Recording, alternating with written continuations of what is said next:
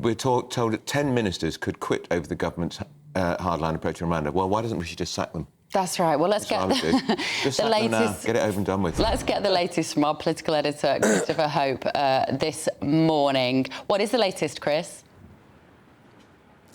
Well, Andrew and Bev, this place is on resignation watch, not least those 10 members of the One Nation group, or the kind of moderate Tories, might resign if the PM goes too hard on trying to withdraw from elements of the Human Rights Act. But on the other side, if it's watered down, and I do understand this bill is being determined today and unveiled tomorrow to Parliament, it might well be that other ministers who support a hardline approach, like Robert Jenrick, the immigration minister, he will resign. So we are approaching an absolute critical moment this week for the Tory party, and indeed for the party's policy on migration, whether it actually wants to deliver what it said it would do and bring down those net numbers and also stop the boats, because there's a real concern that won't happen. With me now is Marc Francois. He's the European Research Group chairman. Marc Francois, last night with the New Conservatives, the Common Sense Group, a big group of right-wing Tory MPs, you announced a review of the treaty, and you'll be reviewing the bill when it's published. Why is that? Yes, there was a meeting last night, as you say, several dozen Tory MPs, the ERG, the Common Sense Group, the New Conservatives, and between us, we asked the Star Chamber, as you media nicknamed it, under Sir Bill Cash, a team of legal experts, to go through the bill with a fine-tooth comb when it is published, and I'm sure they'll look at the treaty too, with the objective of ascertaining whether or not the bill fully respects parliamentary sovereignty and whether it contains unambiguous language that would allow flights to take off to Rwanda. That is what the Star Chamber will do, and they'll do that in days rather than weeks. And you're doing it because you don't trust the government to do a bill that's appropriate? Well, we want to understand the effect of the bill. This is complex legal stuff, so we're very fortunate to have access to some of the best lawyers in the country.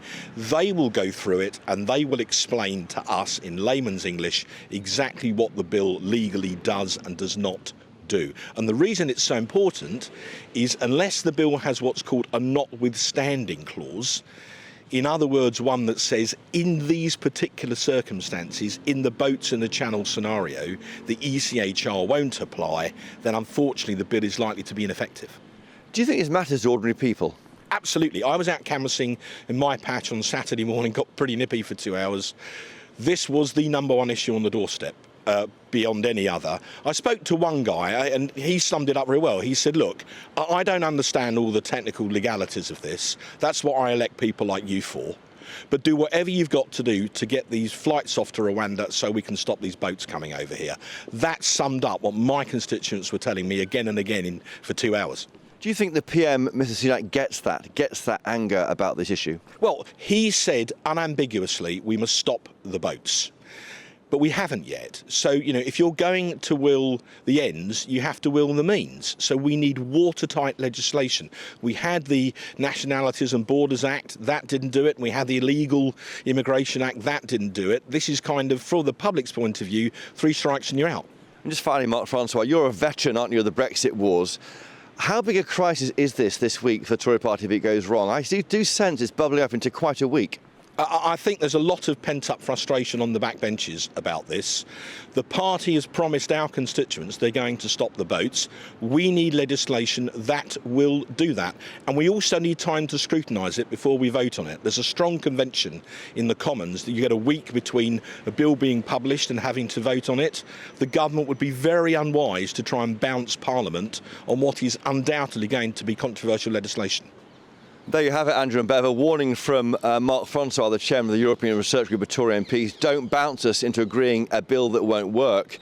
I've been around a bit and I think this could be a really big week for the Tory party. Back to you.